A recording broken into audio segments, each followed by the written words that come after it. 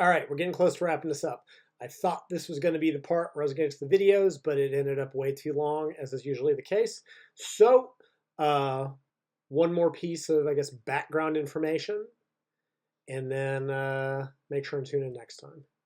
Last time I finally got to the point of defining what I think actual muscular failure is, which is an inability to perform another complete repetition despite a maximal effort being given. And that last bit's the important bit. Yes, fine, we can add the maintaining proper form, and that should be added to it. This brings up the whole issue of compound free weight exercises versus machines, training status, focus, etc. Check the last part. I'm not going to repeat that here. We're talking about a leg press, chest press, any machine.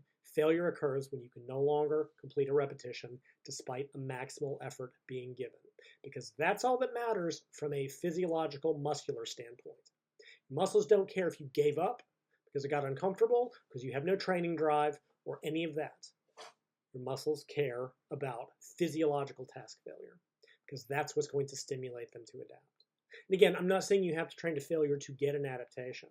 I'm saying that it is what the muscle experiences, not that your technique fell apart, not that your low back gave out on squats and your quads didn't get a stimulus, not that you just got sick of training and doing the set and gave up.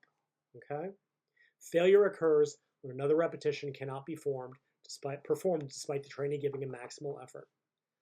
So let me briefly again look at why I think this matters. And yes, I'm repeating it myself, but apparently I have to repeat myself for anybody to hear it. It's just my experience. All right, so other than to give me something to write about for 6 weeks, why is all this important? Right? Why am I spending so much time on this? And I've already sort of gone over it, but I want to briefly look at it one more time. Right? In a research sense, without a consistent definition of failure, you cannot compare papers. Right? Two studies using two different definitions of failure cannot be meaningfully compared, and there's already too much variety in research. Does nobody believe in replication anymore? Genuinely. But if all sets are taken to a standardized definition of muscular failure, those studies can't be compared. I've already cited some papers that talked about this. I'm not going to cite them again. It's also important in a practical sense. Well, several. One is that if you want to try to attempt to compare different training styles, you need the same consistency of definition. One person says that they train 16 sets per workout to failure, but their definition of failure is not the same as someone saying that they only do 8 sets per workout. You cannot compare those workouts, but that's what's being done. People are going, oh, well, I do X number of sets. Well, I only do X number of sets, but we both go to failure. Well, no, you don't. You're using different definitions. But here's the bigger issue, right? Early through this series, and I will make this point again, I am not arguing that you should or need to train to failure all the time. That's a separate issue. Maybe I'll look at that, mainly because I saw somebody write a piece recently that was crap, and when I pointed that out, they deleted my comments and blocked me, because the easiest way to be right is never to let anyone see criticism. In any event, I'm not looking at that, because that's a totally different question than how do you define muscular failure. Regardless of anything else, there is an important reason that all trainees should spend some time training to muscular failure, as I defined it above. And I'll address these here. But that reason is until you've spent time training to true failure, preferably with a happy sadist like me talking you through the sets, you don't have a clue what muscular failure is or where muscular failure lives. Not a clue. Again, been in the gym for a long time. Been this professionally for over 2 decades. I watch people in the gym because I got to do something between sets and I don't dick around on my phone. And for most of my life, I didn't have a phone. Most people don't get close to failure. They think they are. They think they're working hard. But I can watch and I can tell. I've been doing this a long time. They don't know where failure is and you don't either. And if you think I'm wrong, send me the video. The video I've been asking for 18 months. If y'all want to step up and shut me up, then step up and send me the video. Because you know I'm right. Because until you've trained to that level of failure consistently and really learned what your limits are, you do not know where failure is. And if you think you do, you're deluding yourself. Which brings me to the next final conceptual issue that I wanted to discuss before I put up a bunch of videos to demonstrate this. Like I said, keep watching. This is important. Let's talk about gauging intensity in the weight room. Over the decades, strength training has attempted to find ways to monitor training load, either within a given workout or overall. A lot of these methods are completely impractical. Blood work, CPK, creatine phosphokinase, whatever. It's marker of muscle damage, creatine kinase, testosterone to cortisol ratio, and many others. They're great. Nobody can use them outside of the most highly funded sports programs. Lately, there's been a big focus on bar speed, which is important. I talked about this. And there's been a slew of apps, like devices like the Tendo and apps that attempts to measure bar speed. And some of them might even be worth shit. I haven't used any of them. But probably for years, the most common method of gauging intensity was percentage of one repetition maximum. And there were an endless number of periodization schemes. And on any given day, you did certain number of sets and reps at a given percentage, and percentages varied throughout the week and the workout of the months and yada, yada, yada, yada, yada. But this always had a lot of problems. Not the least of which being that changes in daily strength throw the percentages off. Maybe not by much, but by enough.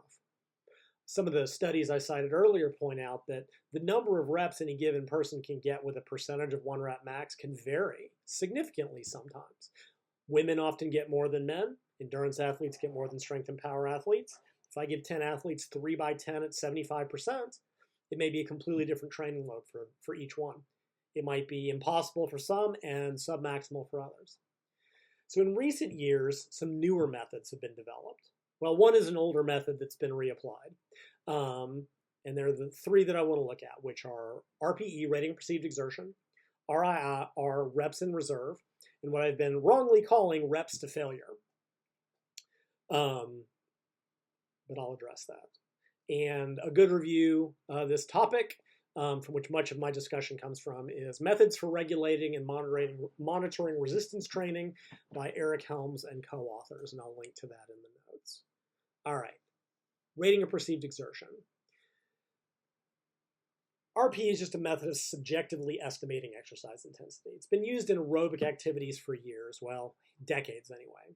The original scale was developed by a guy named Borg. It was called the Borg scale. It ran from 6 to 20, where 6 was no effort and 20 was maximal. Now here's your trivia for the day. Those numbers were meant to represent heart rate by tacking a 0 on it. So 6 was meant to be a 60 heart rate and a 20 was meant to be a 200, essentially your maximum. This confused everybody because scale shouldn't run from 6 to 20, so they eventually modified it to a 10-point scale where a 0 is nothing at all, 1 is very weak, 10 is extremely strong. Here's the image to show you that. The first research I can find examining RP in the weight room was 2004. But it wasn't really popularized until Mike Tuchscherer wrote his reactive training system book, and that was in 2008. His method probably had more to do with reps in reserve, but there was a lot of overlap. So the idea was you would do 6 sets of 3 at an 8 RPE, which is just above very difficult. Alternately, you might do repeat sets of 3 until your RPE reached 9. So just, right, so if it started at 6 and it took you 10 sets, you went until you hit a 9 and then you were done for the day. And this has been shown to benefit for auto-regulating training.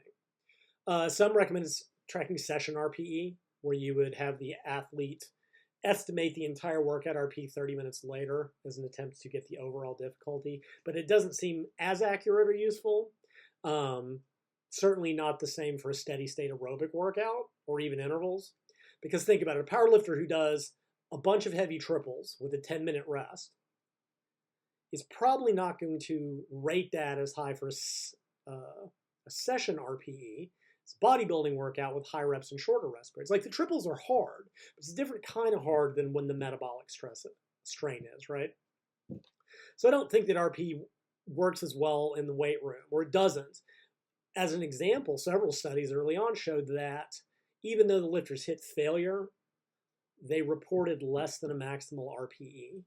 They did not report a 10. It was like an 8.5 to a 9 or something. Right? Logically, a set to true muscular failure should be a 10. Now, maybe they didn't hit real failure, but when they thought they were at limits, they didn't call it a 10. Right? So like I said, there's a practice issue. RPE takes practice to use. Trained powerlifters are better at using RPE than less well-trained people. So also higher RPEs are associated with lower bar speeds. Lower bar speeds are closer to 1 RM or closer to failure. So with training, practice it might work, but I still don't know that it's as useful. Well, so the big picture problem is a lot of this is likely due to the somewhat subjective descriptions of hard, very hard, etc. And the fact that the intensities aren't really anchored to a subjective measure, right? We all, as Helms state, Arguably, the Borg RPE scoring criterion, such as very hard or somewhat hard, are more reliant on anchoring because individuals of different demographics and with different backgrounds, i.e. athletic experience, they have differing perceptions of what constitute these descriptions, right? And I talked about this last part. People vary in what they consider painful, difficult, how hard they can push, how much discomfort they can tolerate. Some of it's probably inherent. Some of it is training status, and some of it can be learned. Given differences in biology, there are probably some sex-based differences between women and men. This just makes RP, we can't say for any given person what very hard or extreme is. So we need something a little bit more objective. So let's talk about repetitions in reserve, RIR. As far as I can tell, this was developed by a researcher named Mike Zordos. Although, like I said, Mike Tuchscherer described something very similar to it. It's probably accurate to say that Mike Tuchscherer created it, but Zordos was the first one to study it. And I might be wrong about that, so don't get all pissy with me if I did get it backwards. So the RIR scale actually incorporates RPE, but it's an attempt to make it a little more concrete. Specifically, the RPE scores from 0 to 10, although we only use part of it, are related to the repetitions in reserve. Now, this is defined as the number of repetitions prior to muscular failure occurring. So 3 RIR means you had 3 reps till you hit failure. Here's the RIR scale. You may notice that it doesn't show values below 7, and that's because below that point, it's not really that accurate. People get better at estimating failure the closer they get on low repetition sets. And if you think about this, right, let's say you're doing a hard set of 10. The first 5 or 6, maybe even 7, they all feel the same, really. And trying to guess where failure is just damn near impossible. Same thing for high rep sets, right? If you're doing a set of 30 and you're at rep 15, you can't say if you have 15 more. It's not really to that last, 3 to 4, maybe even 5 reps in reserve that it becomes worth a damn, right? Of course, it's not, in a very real sense, not at that point in the set that the set becomes worth a damn. So if you're stopping at 5 reps in reserve, you're doing a lot of warm-up sets. So one component of reps in reserve is a relationship between bar speed and RPE/reps in reserve. As a lifter approaches higher RPE scores and lower reps in reserve values, the bar speed should slow. As the lifter approaches a 10 RPE or 0 reps in reserve, that would be a rep maximum. That's the rep. There's 0 more reps to do. The bar should slow very, very much. As Helms and colleagues state in their paper, applications of the repetitions in reserve-based rating of perceived exertion scale for resistance training. Thus, for the repetition and reserve-based scale to be seen as a valid measure of assessing intensity, final repetition velocity should decrease as the score of a given set increases. Basically, the closer you get to failure, the more the bar should slow. That's why, like I said, using a definition of failure where inability to maintain a certain bar speed is not going to be a good one. So go watch a powerlifter do a true 1RM. Doesn't move very fast generally. Yeah, there are speedier lifters, you know what I mean, right? The bar speed were even the tiniest bit lower, they'd miss the lift because they wouldn't get through the sticking point. On a true failure repetition, bar speed falls below what is required to get through the sticking point, right? So at true 1RM, bar speed is very slow. But by the same token, that final rep of the failure set is almost like a 1RM in your muscle, from your muscle standpoint. So not only should it move slowly, but it should move significantly more slowly than the preceding repetitions. And here's the corollary. The bar never slowed. The lifter didn't really approach, much less hit failure or RM lift. Now, I've seen the occasional lifter that is just boom, boom, boom, and they fail. It does happen, but in general, it doesn't. Like the RPE scale, reps in reserve improves with practice. Beginners, in one study, beginners misestimated their reps in reserve by 3 to 7 reps, depending on the exercise, while expert lifters were only off by about 0.5. And from memory, that study actually used mainly machines, and that's interesting. Points out that as you train more efficiently or more for longer periods of time and presumably work closer to failure, you get better at it. Finally, repetitions to failure, what I've been calling RTF for years. This is developed in 2012, although he actually called it estimated reps to failure, or ERF. So I've been calling it the wrong thing for years, but it's essentially the same, and I'm going to keep doing it. I don't know why, but this never caught on. Reps and reserve sort of took over. Conceptually, what he was trying to mimic was an idea in aerobic sports of the estimated time limit, where you ask an athlete, look, at this intensity, how much longer do you think you can go? Specifically, reps to failure has lifters rate how many reps they have until they think they will reach failure. So early in a set, assuming they could do it, they might estimate, I've got 10 more. Later in the set, they might estimate 1 or 2 more, or even 0 if they were the rep before failure. For all practical purposes, reps in reserve and reps to failure are identical, practically, but RTF kind of reverses the thought process. Reps in reserve is how many reps do I have left? Reps to failure is how many more reps could I do? Same concept, different conceptualization. 2 RIR and 2 RDF are the same, just a matter of how you think about it. Said very little research seems to have been done past that first study. Even it found that, like reps in reserve, lifters were less accurate early in a series of sets, but became perfectly accurate by the 5th set when failure occurred. So, like reps in reserve, it's more accurate near failure. It's probably more accurate the closer you are to 1 RM. Early reps in the set just all feel too much the same. And again, same thing. As you get closer, as your reps to failure drops, bar speed will slow. Except for some reason, everyone just quit using it.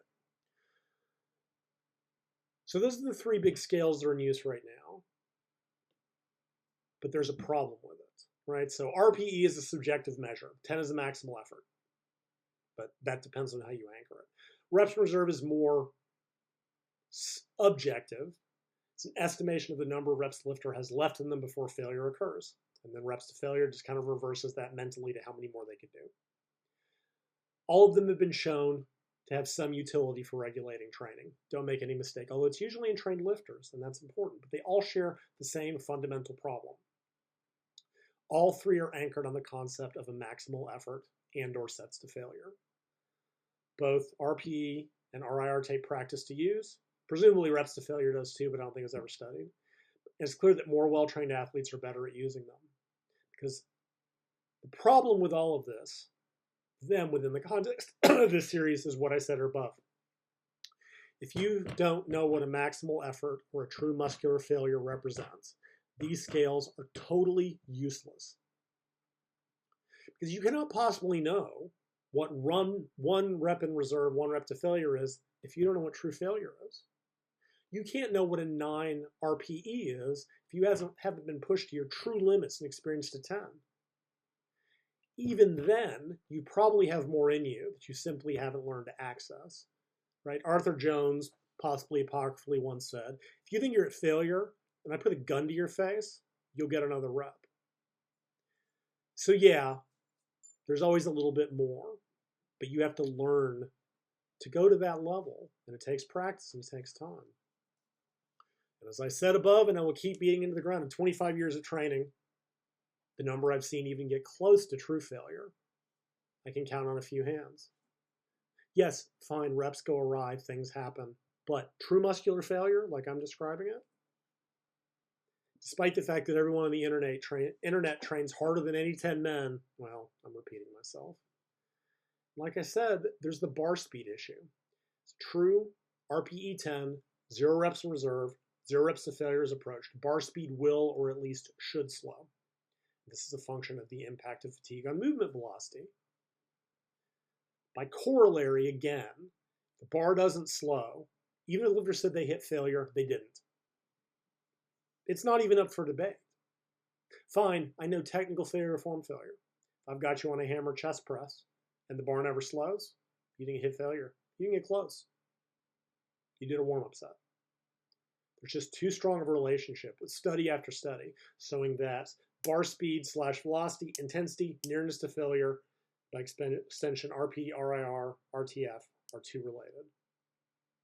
So let me say it one more time. Muscular failure is defined as the lifter being unable to complete another full repetition despite providing maximal effort.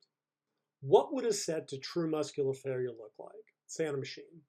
Well, it would start with relatively quick reps, the speed being determined by the lift, the distance it has to move. Obviously, some lifters will deliberately control their repetitions, others will just explode on it, whatever. First handful of reps, up to maybe 4 reps in reserve, 4 reps to failure, will be pretty much the same. Then in general, the bar speed starts to slow. With each subsequent rep closer to 0 RIR RTF, the bar will slow more and more. The final repetition, if it is completed, should be extremely slow.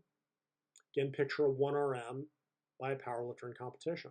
The 10th repetition of a true 10 RM set should move just as slowly. And in the next and final part of this, I promise, I'm going to show you what that set to true failure looks like. As importantly, I'm going to show you what it doesn't look like. So tune in next week.